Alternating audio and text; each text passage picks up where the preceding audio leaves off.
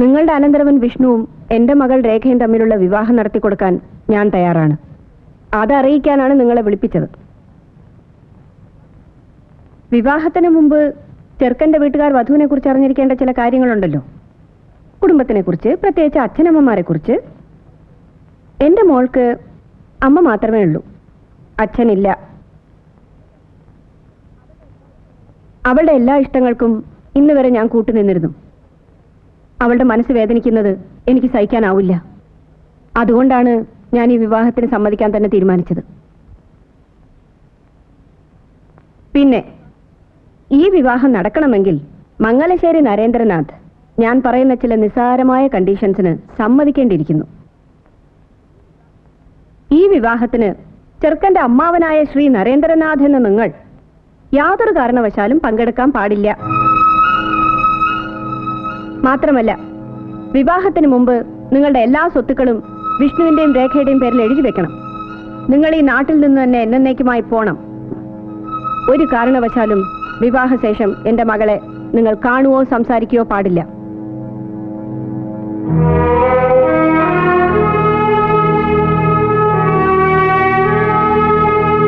മറുപടി കിട്ടിയില്ല? എല്ലാ കണ്ടീഷൻസും സമ്മതിച്ചിരിക്കുന്നു.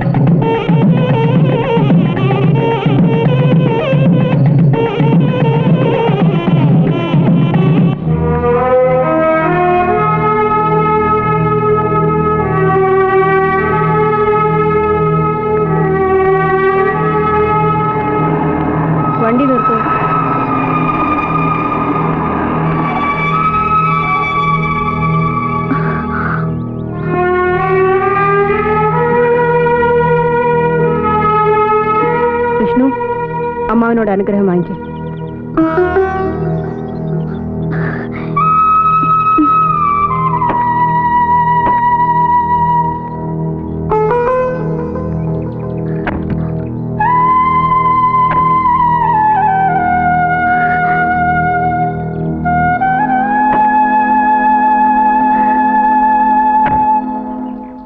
ആരുടെയും സഹായമില്ലാതെ എന്റെ മകളെ വളർത്തി വലുതാക്കണമെന്നത് എന്റെ വാശിയായിരുന്നു. അതുപോലെ തന്നെ വിവാഹത്തിന് അവളുടെ അച്ഛനെ പങ്കെടുപ്പിക്കാൻ പാടില്ല എന്നും എനിക്ക് നിർബന്ധമുണ്ടായിരുന്നു. ഈശ്വരൻ അനുഗ്രഹിച്ച് ഇത് രണ്ടും നടന്നു. ഗായത്രി, നീ പറഞ്ഞ പോലെ തന്നെ എന്റെ എല്ലാ സ്വത്തുക്കളും വിഷ്ണുവിന്റെ രേഖയുടെയും പേര് ഞാൻ എഴുതി വെച്ചിട്ടുണ്ട്. കണ്ടീഷൻസ് ഒന്നും ഞാനായിട്ട് തെറ്റിക്കുന്നില്ല. ജയിച്ചത് നീ തന്നെയാണ്. പക്ഷെ ഞാൻ തോറ്റതല്ല, തോറ്റു തന്നതാണ്. ഞാൻ നിന്നോട് ചെയ്ത തെറ്റിനേക്കാൾ വലുതല്ല നീ ചെയ്തൊന്നും. ഇനിയിപ്പോൾ അതൊക്കെ പറഞ്ഞിട്ട് എന്ത് കാര്യം? പോട്ടെ മക്കളെ, പോട്ടെ. ചാക്കോച്ചാ പോട്ടടോ.